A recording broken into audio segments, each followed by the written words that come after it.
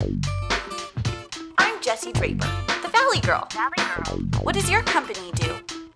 Have you ever Googled yourself? Totally. What makes a great entrepreneur? What's your next big idea? Tweeting's like my favorite. Let's talk business. I'm like the Valley Girl.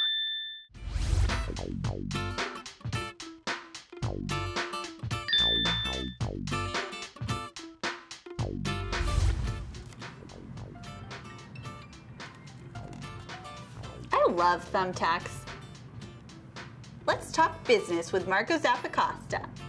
Thumbtack is a trustworthy online search directory where you can vet, contact, and book service professionals the moment you find them. Marco Zappacosta is the co-founder and CEO of Thumbtack. Today we have Marco Zappacosta of Thumbtack, which is, one of my favorite companies right now, I think. And, Marco and we met through an entrepreneur group. Yep, exactly. So we grew up in the same town, and so with a bunch of other kids, sort of set up a little group. There were probably like 9 or 10 of us. Yeah, it was great. So, okay, now tell me how Thumbtack came about. So I worked in Washington with 2 of my co-founders. Okay. And while that was totally separated, it was a student advocacy group, it was very startup-y. And we, raised $500,000, signed up 11,000 students on 300 chapters. And while we had very little effect on national politics, we really enjoyed the exercise. Did you have any idea you were going to be an entrepreneur? I had an idea I didn't want to work in a sort of big corporate environment. Okay. And so I was already sort of oriented this way. And with these guys, we just had such a great time doing it that we said, all right, let's do it again. But let's do it for profit, because it's a whole lot Always a good thing. It's a whole lot of work, so we might as well get paid for it. And what we saw was that there were a lot of kids, students, college students in the area, who wanted to be SAT tutors or babysitters or things like that. And we knew there were tons of parents in the neighborhood that needed it. And that sort of let us think, why isn't the market clearing? Why are these sort of thoughtful, hardworking kids and these parents who need the help being able to find each other and exchange and transact? That was what started it all. And it's taken a couple of years to really get going, but now we've got a lot of momentum, and it's been great. So I have a little activity for us to help you demonstrate what Thumbtack does. Okay. What happens is there are people. I'm a person. Who sometimes need to get their dogs washed. Yep. Or dog walked, dog Totally. sat. It just happens. You're out of town, you need some help.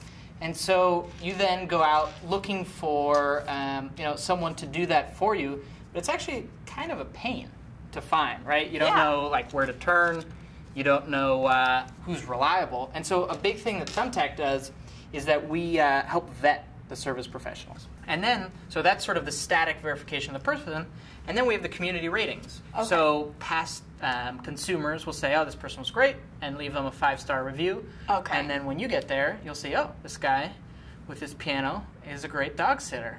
And so you'll be able to sort of be comfortable leaving your dog and, getting the service that you need taken care of. Totally. And so how are you like Yelp in any way, or are you totally different? We're similar in the sense that we do provide a directory of service professionals, but Okay. what we're doing that's beyond Yelp and what we think is really missing is this transactional layer. Okay. And so, at a certain point, you actually need to hire and sort of request quotes, find a time to book, and to do that really requires much more than just a directory. You need the tools. The tools To do that appropriately. And so what we provide is that platform, those tools. And so we help you request quotes, Okay. solicit them from the dog walkers in the area. Okay. We help you vet them, so you can go through and say, look at their past clients, look at their reviews, look at their verifications, pictures, if that's appropriate for the service, and decide, okay, this is the right person for me. Maybe I'll give them my phone number or my address, and we can sort of continue the hiring process. Awesome. So do you have any, here, I'll put this down. Do you have any fun, happy success stories from people who've used your Oh, sure. service? Oh, absolutely. We have people who have found sort of personal trainers and cleaners and sort of fixed things around the house. Do you have a favorite moment you were like, this is really cool? Really? It's great when you see people who book something Right. and then come back and book something else and then come back and focus on something else, and they're like, wow, I solved one problem, let me solve another, and that's awesome. That's really when it feels great. Yeah, it's funny because these days it does get harder and harder to vet people as everyone gets on the internet. And, there was that whole sort of chaotic thing going on with Craigslist and just, they don't vet people as well. It's a big problem with Craigslist. Did you learn a lot from how they dealt with that problem that you've applied? Yeah, so we think a big problem with Craigslist, particularly for the service sector, is that it's built on an antiquated model. It's built like a classified sites. Right. And classifieds traditionally get printed in newspapers. And so every day there's a new set and it gets pushed out the door, right? Okay. But there's no reason to keep that structure online. Right. For a painter, he's a painter week in and week out.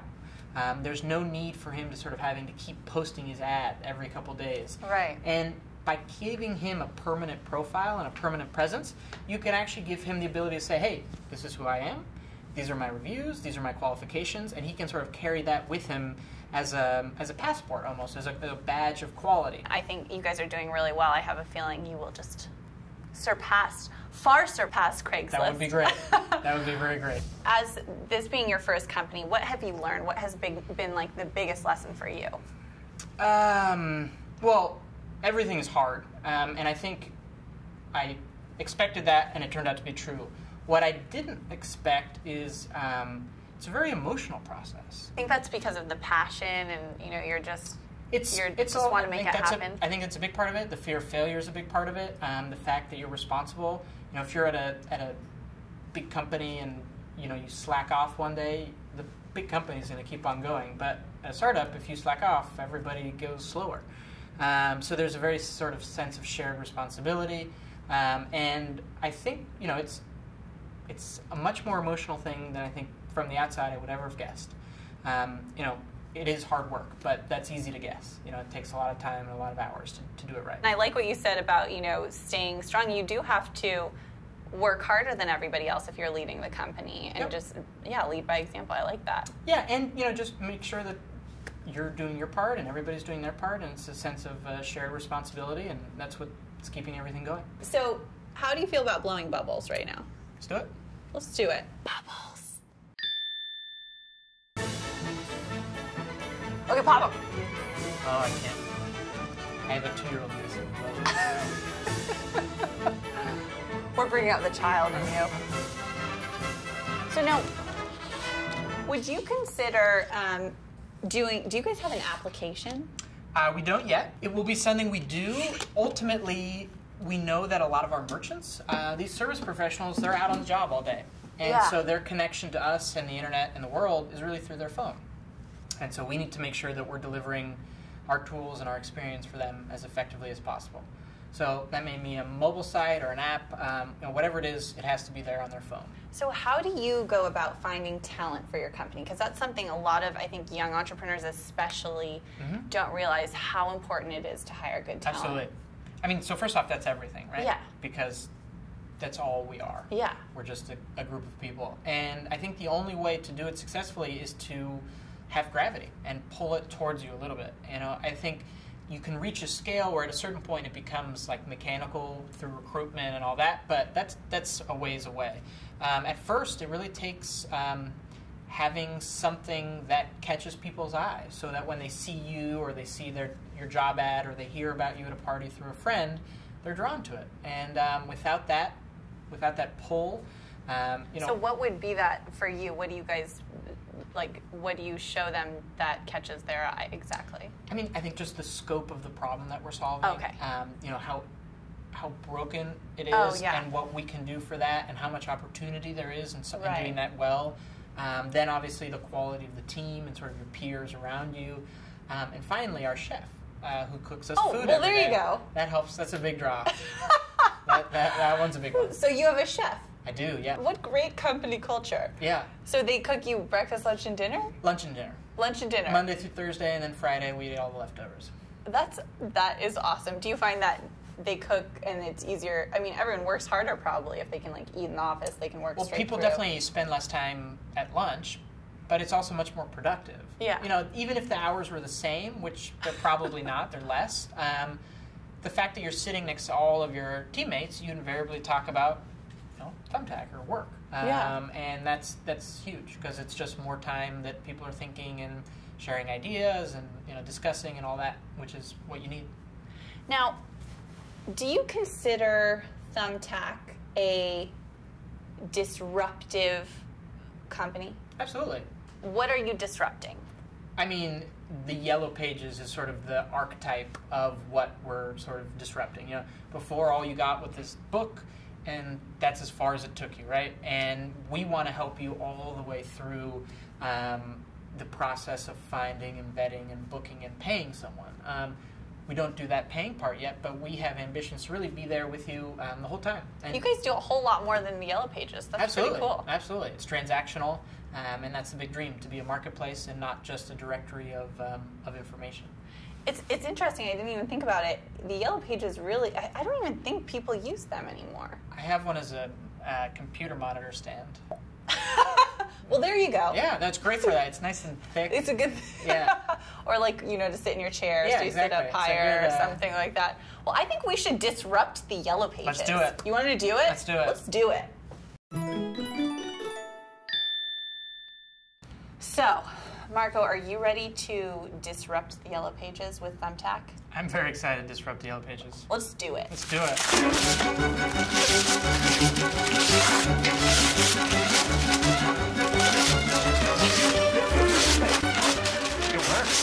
It works. We're disrupting. This is amazing. I don't know if I've ever done so many things. I'm like the Valley Girl. And I'm like Marco Zappacosta of Thumbtack.com. I don't think we're finished. Let's do some more. Yes. Let's do some more. Oh, it never gets old. And now it's time for your DITS moment. I love marketplaces. Yeah. In general, I love marketplaces. And great for shopping. Yeah. I mean, great for all sorts of stuff. And